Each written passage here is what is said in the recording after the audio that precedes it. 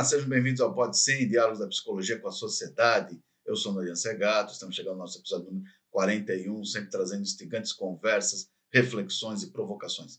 E hoje não podia ser diferente. O tema que vamos abordar sempre gera muita polêmica. Recentemente, dois fatos tiveram destaque. Um foi o projeto de lei do deputado Eduardo Suplicy, aqui de São Paulo, propondo a criação de espaços seguros para o uso de substâncias psicoativas.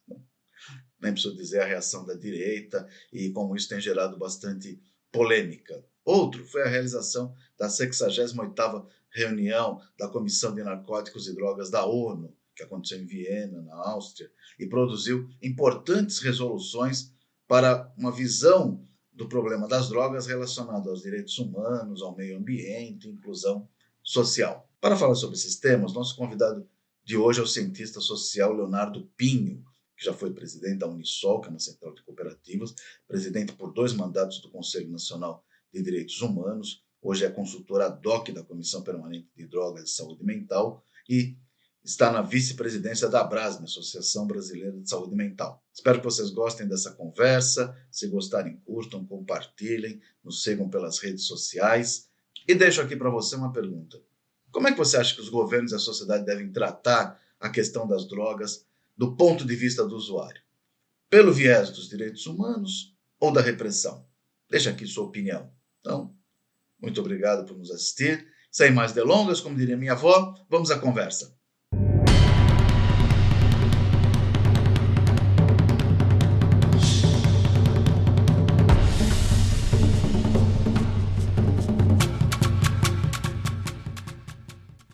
Olá, sejam bem-vindos ao Pode Sim, Diálogos da Psicologia com a Sociedade. Hoje eu tenho a honra de conversar com o sociólogo Leonardo Pinho, um histórico militante dos direitos humanos e da luta antimanicomial. Léo, obrigado por se dispor do seu tempo para esse bate-papo. Fazia tempo que eu queria conversar com você, te chamar aqui numa conversa, para você compartilhar um pouco da sua experiência, das suas reflexões sobre temas assim tão caros para essa luta, a luta dos direitos humanos, a luta antimanicomial, a questão da criminalização, da guerra às drogas, né? Tem todos os pontos que você atua já há bastante tempo. Essa entrevista está sendo realizada no dia 26 de março.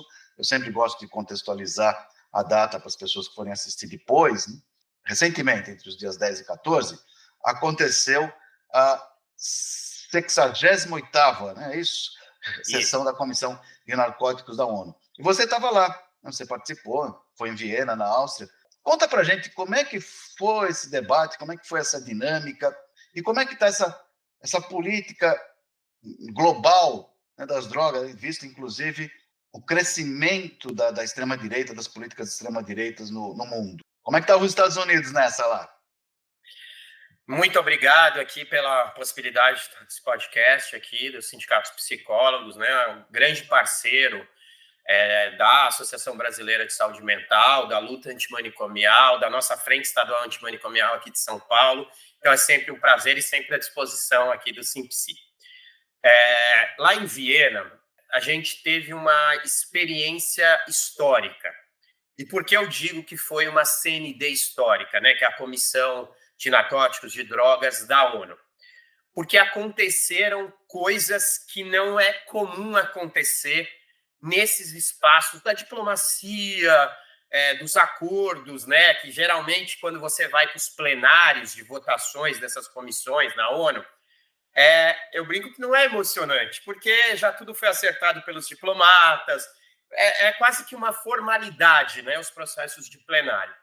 E essa CND aconteceu coisas muito diferentes. E a primeira delas, que eu queria destacar aqui, foi o papel de destaque do Sul Global.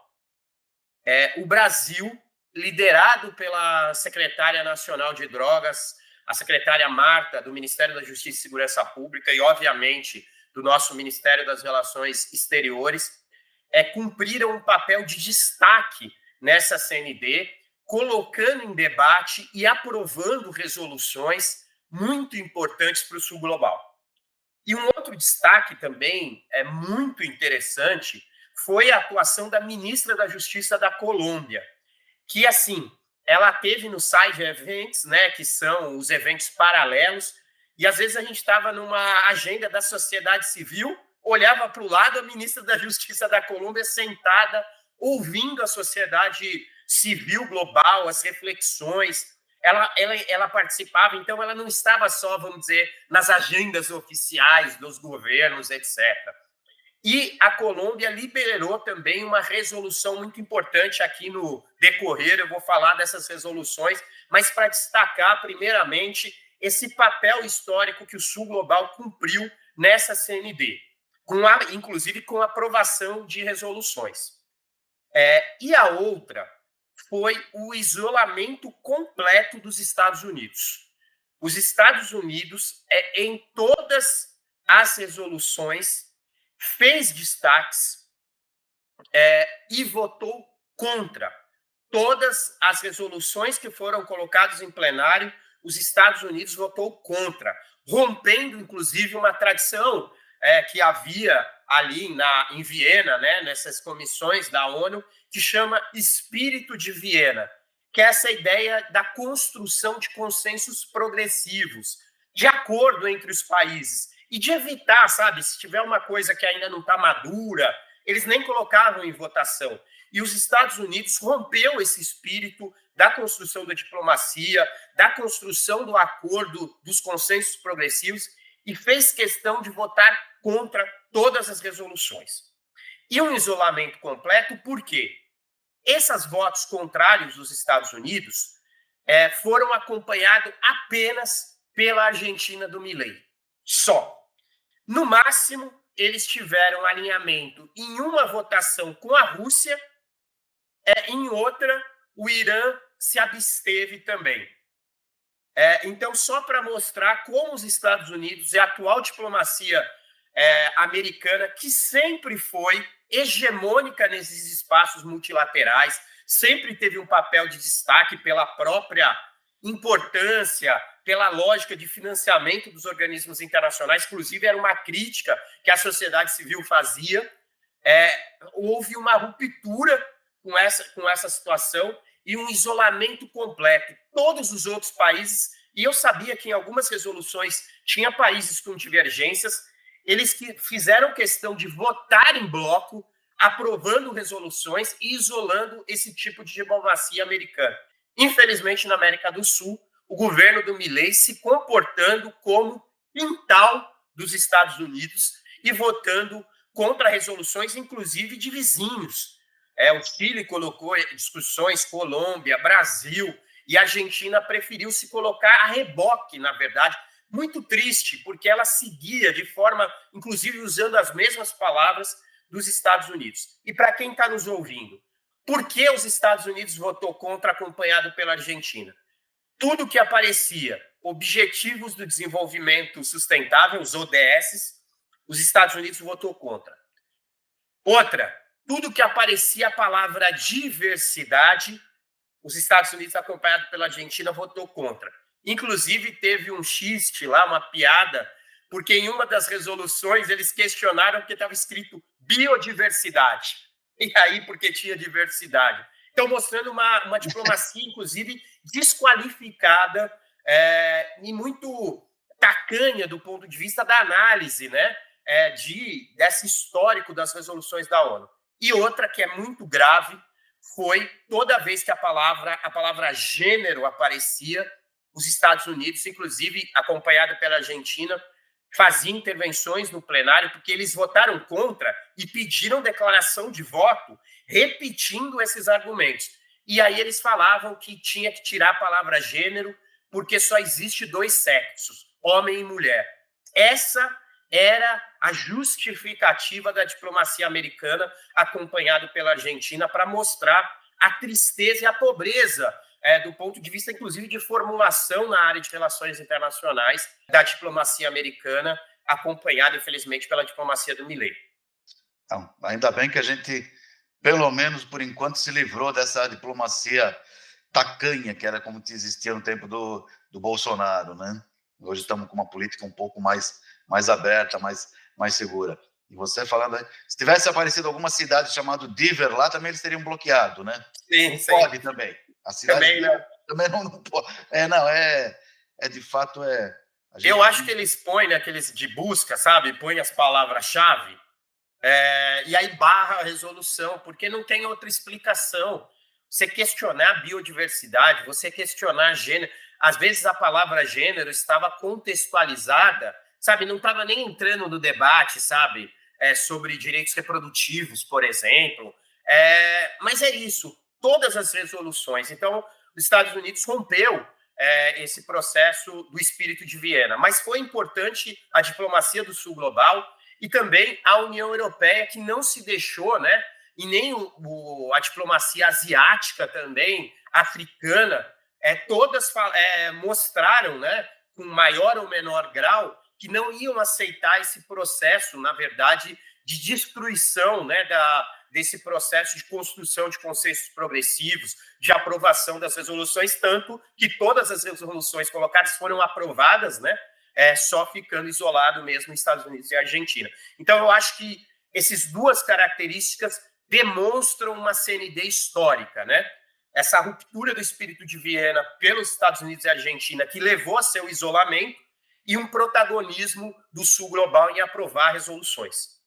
No caso, o Brasil participou também, como você falou, né? Seus órgãos oficiais, e já está sendo construído há algum tempo, desse governo, pela Senad, a Secretaria Nacional de Políticas sobre Drogas e Gestão de Ativos, uma nova compreensão sobre as drogas, buscando a política de redução de dano atrelado a direitos, perspectiva de justiça social. Essas questões foram abordadas. Como é que foi a participação do Brasil nisso? Eu sei que a Colômbia apresentou uma série, como você mesmo falou, uma série de propostas, inclusive se criar um painel de especialistas para revisar as convenções internacionais. Como é que foi o papel do Brasil? E, efetivamente, como é que essas resoluções que saíram de lá podem ser implementadas nos países? Há chance disso acontecer? A primeira questão, né? Eu acho que assim, na crise do multilateralismo, dessa intenção de aumentar a polarização entre países, as pessoas que estão nos acompanhando estão vendo que, inclusive, está aumentando os valores com gastos armamentistas no mundo, né? A própria decisão dos Estados Unidos em relação à Ucrânia levou a Europa a anunciar mais verbas para sua defesa, a Ásia também aumentou. Então, essa crise no multilateralismo, ela faz com que o mundo bata mais alto os tambores da guerra, né? Os tambores da corrida armamentista. Então, essa CND, ela está relacionada com esse cenário geopolítico. Então, eu queria destacar aqui, o Ministério das Relações Exteriores tem cumprido um papel importante de apostar no contrário, em investir e construir processos de consenso entre os países, investir no multilateralismo, o Brasil não se atrelar a nenhum bloco, sabe, de forma total, tipo igual a Argentina se atrelou às votações americanas. O Brasil tem diálogo com a Ásia, com a União Europeia, com a África, no Sul Global, construindo acordos com o Sul Global. Então, o Brasil tem apostado numa relação, né, que é a tradição da diplomacia brasileira, que é apostar no multilateralismo. Então, lá na CND, a gente viu isso. E também nós tivemos um papel aí muito importante da liderança que a secretária Marta Machado, a diretora Nara, também representando o Ministério da Justiça, porque foi o único, né? A gente esperava, inclusive, a presença do Ministério da Saúde, porque a Organização Mundial de Saúde, inclusive, desenvolveu várias mesas, a gente teve encontros, inclusive, com a sociedade civil, junto com a Organização Mundial da Saúde, tivemos debates, participamos. Ela organizou, inclusive, um painel muito grande, OMS China, discutindo os desafios dos opioides, de outros na Ásia. Então, a OMS teve um papel destacado, mas o Ministério da Justiça foi quem esteve presente e liderou lá e aprovou uma resolução liderada pelo Brasil, junto com outros países, que foi associar a questão da guerra às drogas, da política das drogas, com impactos no meio ambiente. Inclusive porque o Brasil vai receber a COP, Então, essa liderança da Senad e da nossa diplomacia em conseguir aprovar essa resolução, e uma resolução com voto acachapante, assim, no mundo, né? Quase praticamente consenso, tirando Estados Unidos e Argentina. Por quê? Porque a guerra às drogas, as políticas de drogas, têm impactos grandes no meio ambiente. Tanto por causa da ação do crime organizado, por exemplo, no Brasil, a gente vê muito crime organizado atuando na mineração ilegal em terras indígenas, na extração de madeira em lugares de proteção ambiental. Na Colômbia, a gente viu o chamado Plano Colômbia atacando o agrotóxico, usando como guerra química contra populações locais, né?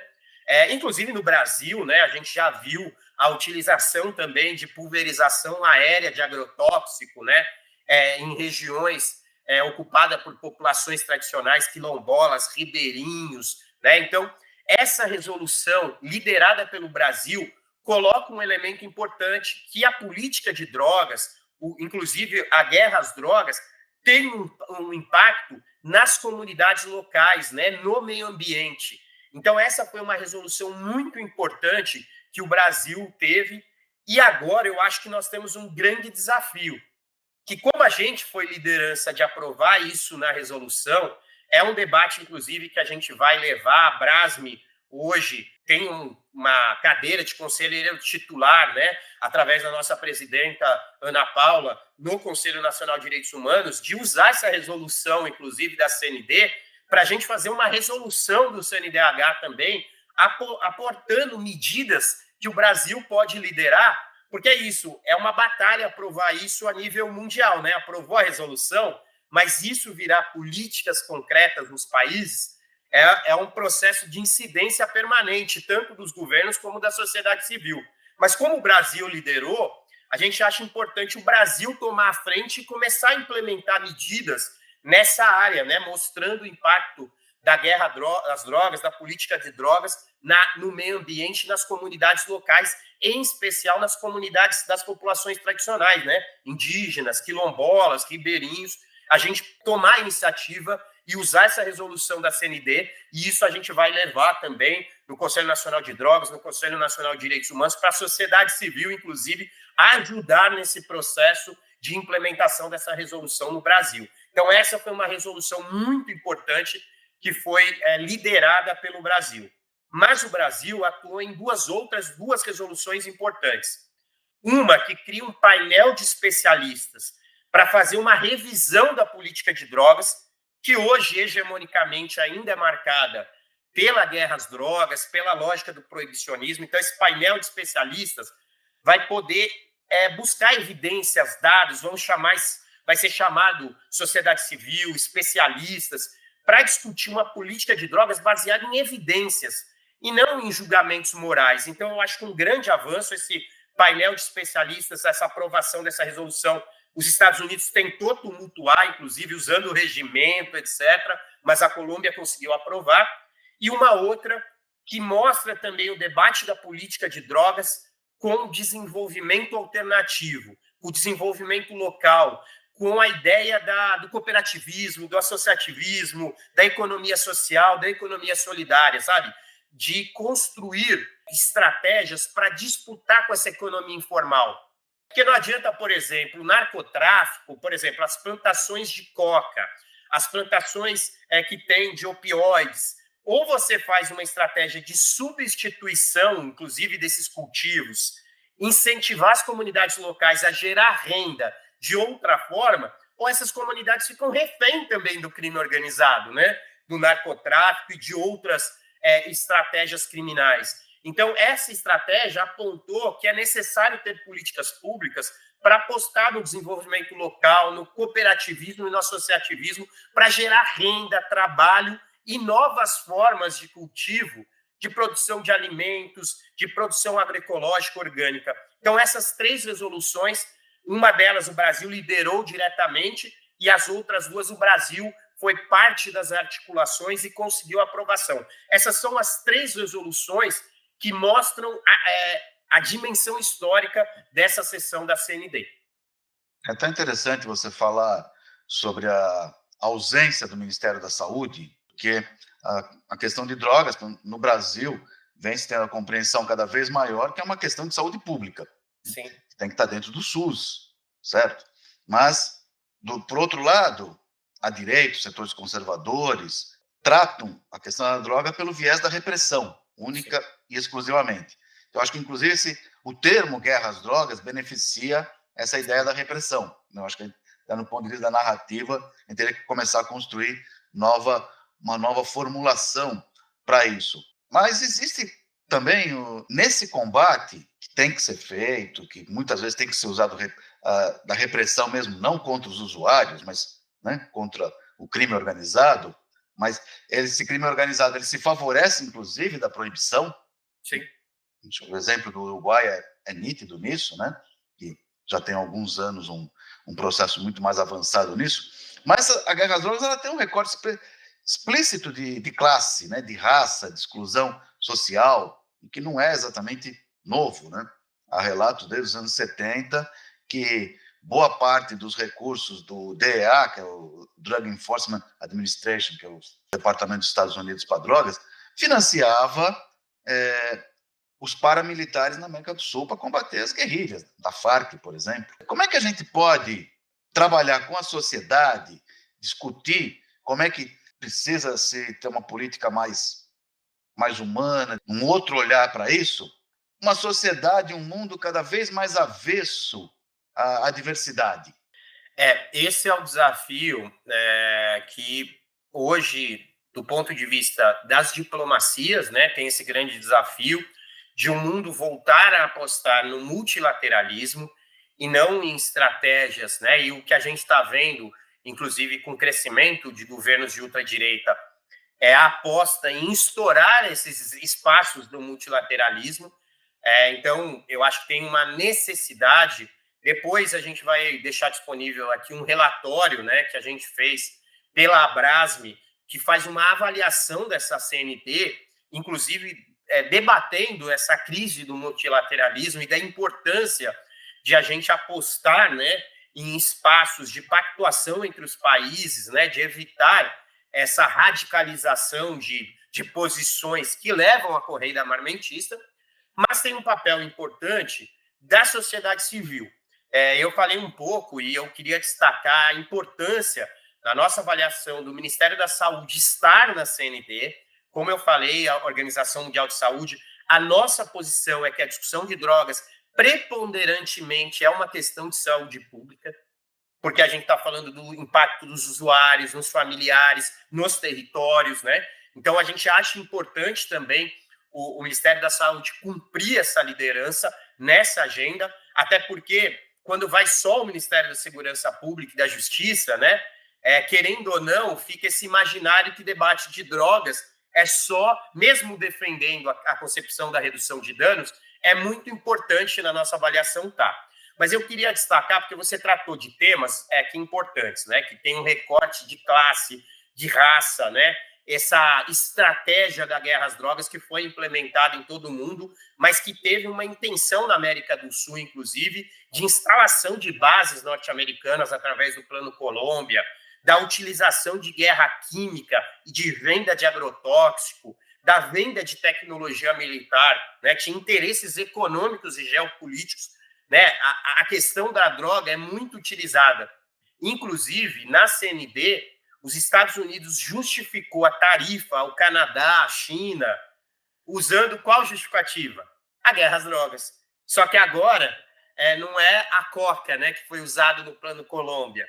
Agora são os opioides. Aí eles falaram que a China, que o Canadá, que o México não lutam contra os opioides e tal. Então, eles requentaram esse discurso que já estava superado do ponto de vista científico, de dados, de evidências, e eles estão justificando a guerra comercial usando o tema das drogas, inclusive isso foi parte do discurso dos Estados Unidos. Mas a sociedade civil, e eu quero destacar aqui, a Iniciativa Negra por uma Nova Política de Drogas, teve um papel muito importante nessa CND.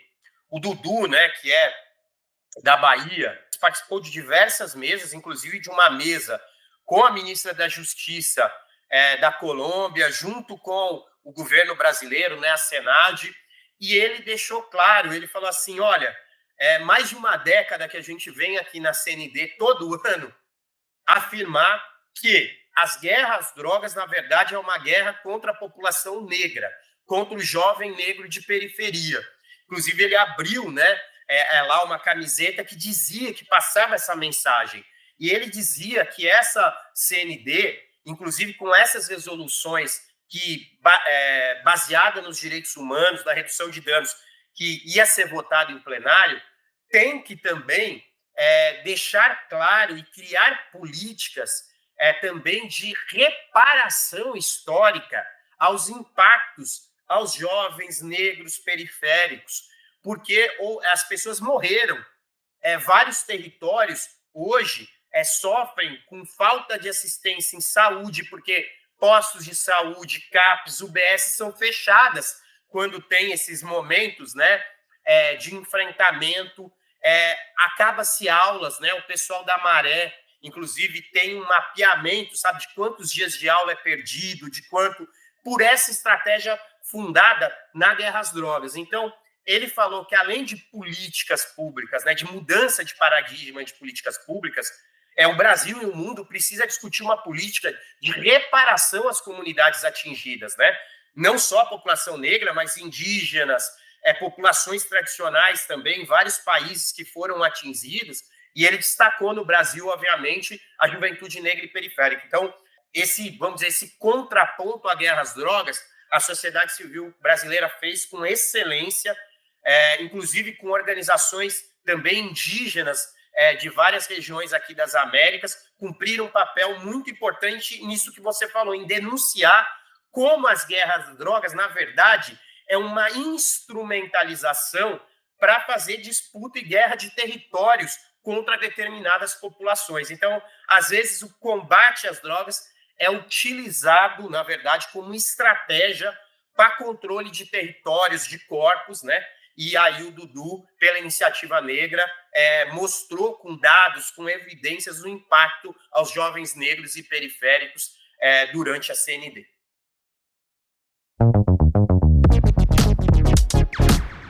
Olá, você está ouvindo o Pode Sim, Diálogos da Psicologia com a Sociedade, um projeto do Sindicato das Psicólogas e Psicólogos do Estado de São Paulo.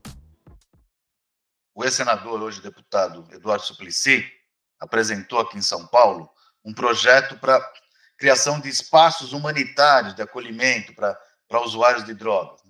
A direita aqui do Estado caiu matando em cima do Suplicy, desqualificando o projeto, desqualificando ele pessoalmente, fazendo circular uma série de fake news nas redes sociais em relação ao projeto e etc. Eu acho que você está acompanhando esse projeto também por aqui, né? Eu sei. Como é que você avalia esse projeto do Suplicy? Ele é viável e ele traz avanços nessa política? Eu queria salientar que eu acho que a coisa mais importante desse projeto de lei, que fala dos espaços de uso, das salas de uso segura, o mais importante dele não é nem só debater a ideia dos espaços ou das salas de uso.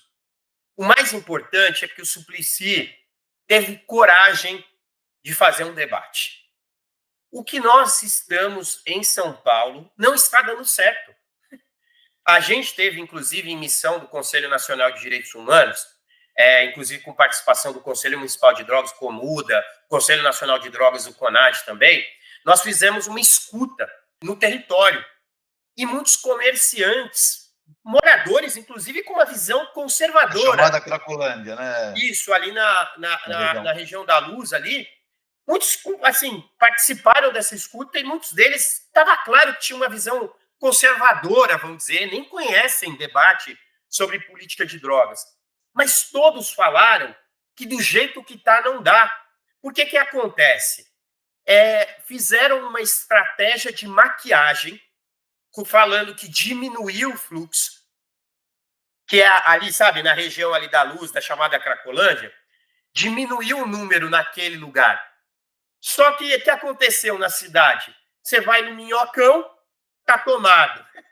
Aí você vai para dentro ali, para trás ali do Liceu Coração de Jesus, que inclusive era uma escola de ponta, tinha casamentos importantes naquela igreja, por causa do espalhamento do fluxo. A escola entrou em crise, a igreja não consegue mais ser um lugar para fazer grandes casamentos, né, grandes cerimônias, inclusive impactando ali a questão religiosa ali daquela comunidade. Houve um espalhamento do fluxo. Só que aí fica um discurso mentiroso para a cidade, né? A gente está solucionando, está diminuindo o fluxo. Na verdade, o que houve é que a lógica repressiva, a lógica que impede, inclusive, que grupos que promovem saúde, promovem arte e cultura, desenvolvam o seu trabalho, inclusive eu queria aproveitar esse espaço para fazer essa denúncia. A Prefeitura Municipal de São Paulo está impedindo o trabalho em saúde, o trabalho na área de promoção de arte e cultura, inclusive com projetos com verbas públicas, então está impactando, obviamente, a eficiência do gasto público na promoção do direito à arte, à cultura, ao trabalho, direitos esses constitucionais. Então, a prefeitura está atrapalhando, por exemplo, projetos como o TTT, né, o Teto, Trampo e Tratamento, que desenvolvem um trabalho muito importante usando a questão do palhaço como forma de produção de vínculo no território para buscar moradia, trabalho, tratamento para essas pessoas. E o Pagode na Lata, que é composto por pessoas, né, que já foram ou são trabalhadores no território, usuários ali daquela região, que usam o pagode, na verdade, o samba, para produzir vínculo com aquele grupo e levar, né, a possibilidade de estratégias de redução de danos, de promoção em saúde, assistência social, estão sendo impedidos. Isso a gente não ouviu falar, não leu nos jornais. A missão do Conselho Nacional de Direitos Humanos ouviu e esteve no Teatro Container, inclusive com o coletivo Tem Sentimento, que é um projeto de geração de trabalho e renda também, mostrando e evidenciando o impedimento feito pela Prefeitura de São Paulo, violando direitos constitucionais das pessoas. Então, eu acho que a coisa mais importante que o Suplicy destacou é o que está sendo feito da cidade de São Paulo, que é esse uso sem acompanhamento, esse uso, na verdade, feito nas praças, nas ruas, sem, na verdade, produção de vínculo, sem encaminhamento, por exemplo, para uma experiência que já deu muito certo, que é o Housing First, Moradia Primeiro, sem projetos de inclusão produtiva, né? Enfim, não é possível continuar. Então, eu acho que a coisa mais importante que o Suplicy levantou e com coragem foi falar: existem experiências evidenciadas em dados, em pesquisas científicas, em políticas públicas exitosas em outros países, como os espaços de uso seguro para essas pessoas. É necessário mudar. Eu acho que essa é a coisa mais valorosa desse projeto de lei, de que o Estado de São Paulo, a cidade de São Paulo, que é a cidade mais rica do Brasil, precisa virar a página dessas políticas públicas que há décadas não dão resultado, só pioram a situação, só pioram a violação de direitos humanos, e ir para uma nova política pública e experimentar políticas públicas que já deram certos em outros países. E a ideia dos espaços e das salas de uso segura é uma dessas estratégias que já deu certo, por exemplo, em países como Portugal. Inclusive nos Estados Unidos já tem experiências exitosas disso. Então, eu acho que nós precisamos, na verdade, em diálogo, inclusive, com os comerciantes, com os moradores do território, com as entidades que fazem um trabalho lá, pensar essas políticas públicas inovadoras, e é isso que, inclusive, lá em Viena, nessas resoluções foi aprovado, a coragem de a gente mudar e testar outras políticas públicas baseadas em evidências, em dados, em pesquisas e, obviamente, nos direitos humanos e nas estratégias de redução de impactos e danos nas comunidades e nas pessoas. Inclusive, como a Cláudia Braga, que você conhece muito bem, escreveu num artigo de outras palavras, que é um site que eu recomendo muitíssimo, um site muito, muito interessante, muito sério, que propõe boas reflexões, que essa segurança, essa luta contra as drogas não se faz com medo, se faz com esperança. Com política dando esperança para a população, tanto para o usuário quanto para o comerciante, que a gente entende, né? Quem está lá com o negócio dele, lá tem uma pessoa deitada na rua, usando a sua substância ali, isso atrapalha, evidentemente, as pessoas ficam com medo, né? Associam aquela pessoa à criminalidade, a uma série de preconceitos, então atrapalha, de uma certa forma, todo mundo, né? Ninguém ganha com isso. O abandono da cidade, o abandono das políticas públicas, o abandono das pessoas, ou só usar repressão, não é só usar guarda, polícia, é fadado ao erro. E isso atrapalha morador, comerciante, pessoas que querem usar a cidade, inclusive para fazer exercício, para andar de bicicleta, enfim. O abandono da cidade e das políticas públicas coloca em xeque o direito à cidade, que é um outro direito constitucional que todos e todas têm direito. Exato. Mudando um pouquinho de assunto, Léo, Conselho Federal de Psicologia, a FENAPSE, que é a Federação Nacional, muitos sindicatos, o nosso aqui, São Paulo, entre outros, conselhos regionais, tem uma atuação bastante incisiva nessa questão manicomial, entre outros temas. Não discute o fim dos manicômios judiciários, o aprofundamento dessa reforma psiquiátrica. Você já foi presidente da Abrasme, é da diretoria da Abrasme, né, que é a Associação Brasileira de Saúde Mental. Como é que você vê a atuação da psicologia nesse campo? E o que ainda falta para aprofundar esse debate com a população, nos territórios e nos espaços de governança? Eu, atuando muito próximo pela Abrasme, pelo Conselho Nacional de Direitos Humanos, o Conselho Federal de Psicologia, as federações de trabalhadores, né, como a FENAPSE, os sindicatos, como o SIMPC de São Paulo, hoje, sem medo de errar, é a profissão com maior atuação na reforma psiquiátrica e na luta antimanicomial. O que eu acho que a gente precisa é que, igualmente a psicologia, a gente precisa uma atuação mais incisiva das outras profissões também nesse debate. O CREFITO de São Paulo, inclusive, com a nova gestão, né, que é uma continuidade da anterior, tem colocado esse debate de forma mais importante. Então, a gente tem visto o CREFITO, por exemplo, de São Paulo, avançando também em apoiar, inclusive em fiscalizações em comunidades terapêuticas, em clínicas, né? Inclusive, recentemente fechou uma ilegal aqui, então a gente tem visto. Então, a primeira questão, eu acho que outras profissões, a enfermagem, a farmácia, obviamente a medicina, um pouco olhar essa visão de uma profissão engajada, né? Porque você também fortalece a sua profissão quando a profissão atua também em questões gerais, né? Não só vamos dizer, naquele interesse mais imediato, sabe, do mercado da psicologia ou do mercado da físio, né? Mas quando uma profissão tem formulações gerais de políticas públicas. Então, eu queria, na verdade, salientar isso, que igualmente a psicologia tem se dedicado. A psicologia, por exemplo, teve um papel muito importante na discussão LGBTQIA+, também, não é só na reforma psiquiátrica. O CFP tem um papel muito importante na consolidação do Conselho Nacional de Direitos Humanos como instituição nacional de direitos humanos. Agora a gente tem, inclusive, uma psicóloga indígena no plenário do Conselho Nacional de Direitos Humanos.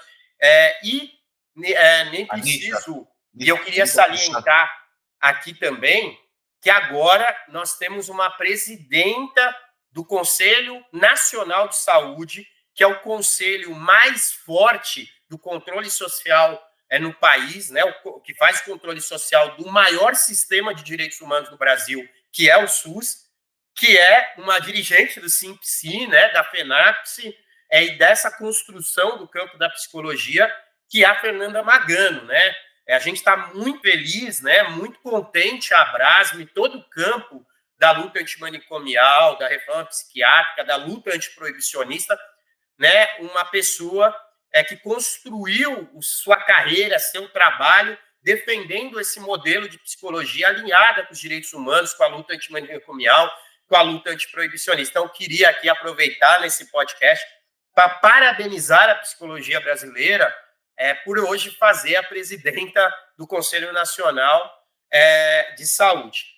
E eu queria, na verdade, só destacar que eu acho que a psicologia brasileira tem um grande desafio agora nesse cenário, que é a inclusão no mundo do trabalho da mudança da norma regulamentadora 01, que incluiu o conceito de riscos psicossociais para o plano, de gerenciamento de risco das empresas.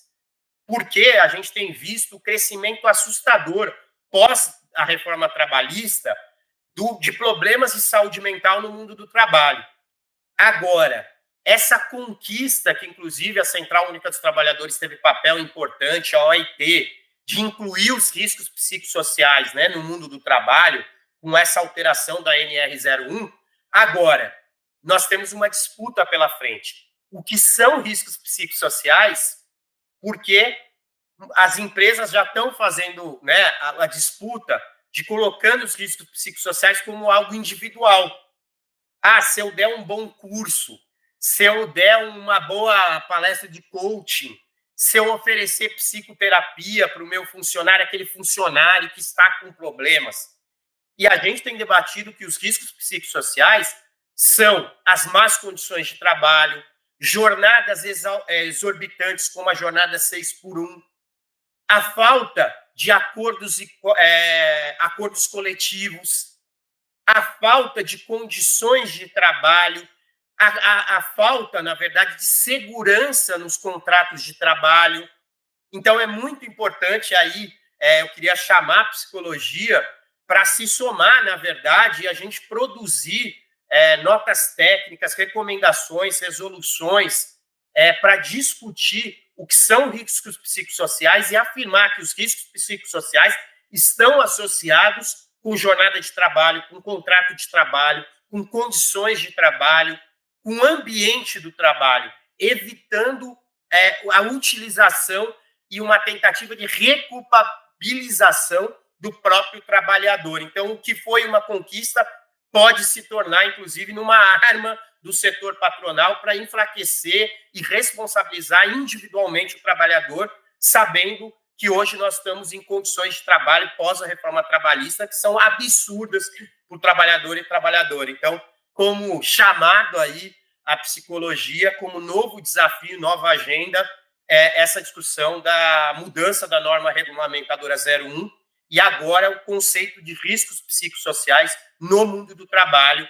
E aí já deixo aqui para vocês a Comissão de Trabalho, Previdência Social e Educação do Conselho Nacional de Direitos Humanos está construindo uma resolução para colocar essa conquista dos riscos psicossociais nessa dimensão das condições de trabalho, das jornadas de trabalho, de contrato de trabalho, na verdade, e aí a gente vai colaborar como Conselho Nacional de Direitos Humanos e vamos dar um conjunto de recomendações para o Ministério do Trabalho, para os órgãos fiscalizadores e para as CIPAs também, para o movimento sindical, para a gente fazer. Eu acho que a psicologia pode nos ajudar a construir normas e sobre o que são riscos psicossociais. Então, deixo esse desafio aí para a FENAPS, para o CFP também, a se somar aí com essa discussão que nós estamos fazendo no CNDH, na Comissão do Trabalho.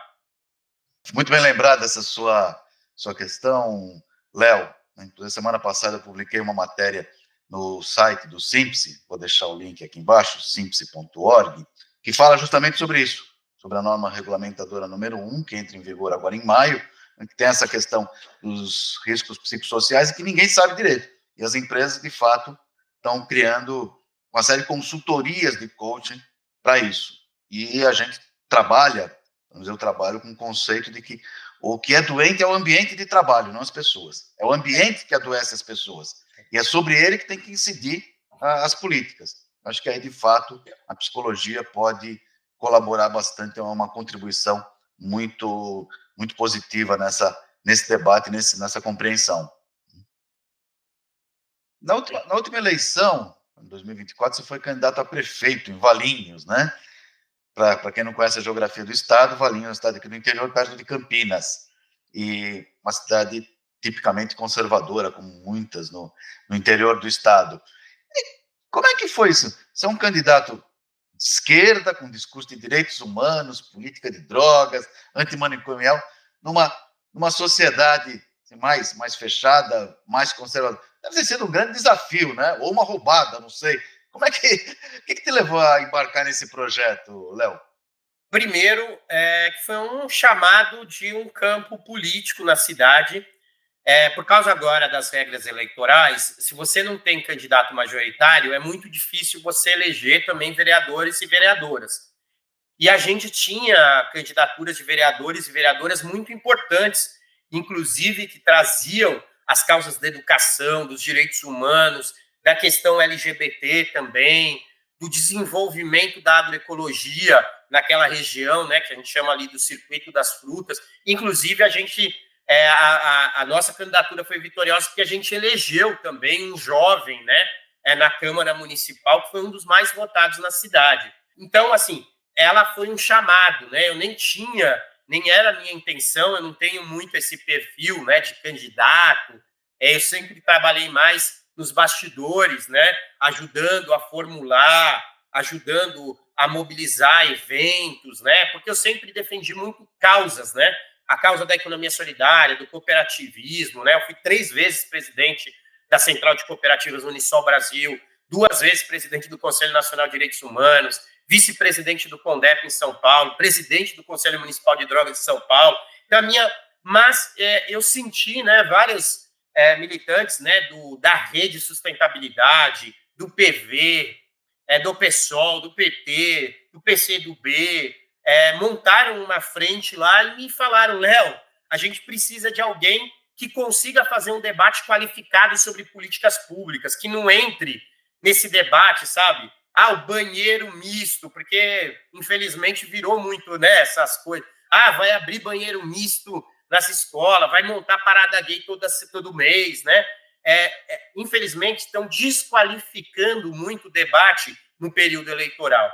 E, nesse sentido, a gente contribuiu trazendo ideias inovadoras para a cidade, a gente construiu um programa participativo, a gente ajudou a montar e a retomar um campo popular na cidade, e eu quero dizer que a nossa campanha eleitoral contribuiu muito, inclusive, a gente foi reconhecido, inclusive, pelo prefeito vitorioso, é um prefeito do PL, inclusive ele fez um discurso e se colocou publicamente mostrando que a gente teve uma campanha muito propositiva, que formulou, que trouxe ideias para a cidade, inclusive, para minha surpresa, né, eu pensei que a gente ia ter debates mais desqualificados, né, que até no começo fez, mas os demais candidatos que eram mais conservadores na cidade, os outros 3, né, foram 4 candidatos, a gente conseguiu fazer debates e conseguiu nas entrevistas. A única coisa que ficou faltando é que os outros candidatos não quiseram fazer um debate, sabe, debate eleitoral mesmo, com todos. Isso faltou na eleição de Valinhos. Mas eu queria aproveitar essa pergunta para fazer um outro chamado a todos que nos ouvem. Eu acho que nós temos um grande desafio agora nessa polarização que leva a uma certa infantilização do debate público, sabe? Da desqualificação do debate público. Eu acho que cada um e cada uma que está nos assistindo, que está acompanhando esse podcast, tem uma missão com a democracia brasileira. Nós precisamos retomar o debate de forma qualificada, com argumentos. Mas o prefeito da direita que apresentou, eu vou montar aqui também sabe assim, vou desqualificar. Não, nós precisamos mostrar que a verdadeira democracia, a democracia como valor universal, ela precisa e ela só pode se nutrir de retomarmos o espírito público, em especial, né, durante todo o debate público, né, mas também, em especial, nos momentos de debate eleitoral. Então, essa experiência que eu passei me trouxe também esse aprendizado, né? E aí eu queria também, para quem quiser, acompanhe o mandato do vereador Marcelo Yoshida, que foi o vereador eleito na cidade de Valinhos, que ele está trazendo muitas propostas muito arrojadas na área da educação, na área da assistência social, inclusive na área da nossa RAPS. Ele acompanha a RAPS lá do município de Valinhos para acompanhar. E também em Campinas, ali do lado, né, a vereadora Paola, a vereadora Guida, o professor Wagner, que é da Unicamp, também que foi eleito ali. A gente tem bons vereadores e vereadoras construindo ali na região metropolitana de Campinas. Mariana Conte também, uma ótima vereadora. Acompanhe, porque são pessoas que estão trazendo, sabe, um novo ar ali, debates muito qualificados ali na região metropolitana de Campinas. Antes do início dessa nossa conversa aqui, no off, aqui a gente estava falando, fazer uma conversa uns 30 minutos, mais ou menos, uma coisa mais... Já estamos quase uma hora aqui conversando, e se deixar, a gente estica ainda mais um tanto, né? Mas para terminar, para a gente fechar, uma pergunta que não quer calar entre as pessoas que te conhecem há algum tempo. Como é que você conseguiu ficar com esse shape aí de atleta, cara, elegante, né? Se eu fico 6 meses comendo alface, eu perco meio quilo. Aí eu só olhar para um frango de padaria, eu já engordo 2. Né? Conta o segredo aí pra gente, cara. Eu tinha que tomar uma decisão, né, muito séria, né, na vida. Inclusive minha companheira, né, também me ajudou nisso, né, familiares, que eu estava, na verdade, entrando naquele ciclo próximo a ter um ataque cardíaco, uma coisa que eu estava somatizando, né, também toda essa situação que passei, enfim. Então, engordei muito, alimentação muito ruim, aí eu tava triglicérides, colesterol, pressão alta, diabetes, sabe aquele combo? Então, eu estava com o combo perfeito. E aí, eu tomei uma medida, na verdade, de cuidar, né, da saúde. Eu, infelizmente, deixei chegar no extremo, né? As pessoas precisam cuidar isso de maneira preventiva. Mas aí eu combinei, né, aquela receita básica, né? Academia e dieta, né? Fui num médico, depois fui numa nutricionista. Não usei nenhum desses remédios aí novos aí, né, que estão anunciando. Preferi fazer o caminho disciplinado, né, de academia, e voltei para o esporte que eu amo, que é o tênis de mesa. Então, tenho treinado também praticamente todos os dias, né, o tênis de mesa. Então, além da academia e da dieta, escolhi um esporte, que é o esporte que eu amo, que é o tênis de mesa, e consegui aí, em menos de 6 meses, quase 30 quilos, né, de perder só voltando a uma alimentação saudável. E também os meus exames praticamente zeraram todos em pouco tempo, né? Então, foi essa... que eu brinco que é aquela receita mais simples possível, né? Que todo mundo sabe que é o bom, é a alimentação correta e exercício físico, né? E eu preferi fazer desse jeito, porque, assim, se eu for tomar algum tipo de medicação, etc., eu já fiz esse processo de reeducação da mente e alimentar, porque muita gente acha que só a medicação, né? E aí, às vezes, tem aquele efeito sanfona, né? Ele não se reeduca, né? Então, eu preferi fazer esse caminho primeiro, antes de pensar em qualquer medicação ou qualquer outra questão, né? Eu preferi essa reeducação na mente e no corpo. Essa é uma ótima dica para todo mundo que tem algum problema de sobrepeso aí. Eu, inclusive. Conversei com o Léo Pinho, uma brilhante cabeça pensante nesse nosso complexo contemporâneo. Léo, de novo, as portas nossas aqui estão sempre abertas para você. Pode sim, Diálogos da Psicologia com a Sociedade é um projeto do Sindicato das Psicólogas e dos Psicólogos de São Paulo, sempre com o olhar atento para refletir sobre temas da atualidade. Obrigado, Léo. Valeu, um abraço. Tchau. Pode sim, Diálogos da Psicologia com a Sociedade é um projeto do Sindicato das Psicólogas e dos Psicólogos de São Paulo, que busca refletir sobre temas do contemporâneo, ligados direta ou indiretamente à psicologia e aos processos transformadores. Envie seus comentários, críticas e sugestões, isso é sempre muito importante para nós. Gostou do nosso episódio? Então nos siga pelas redes sociais, pelo YouTube, pelo Spotify. Isso nos ajuda bastante a sempre estar levando debates de qualidade, boas reflexões até você. Então, até a nossa próxima conversa. Estamos juntos!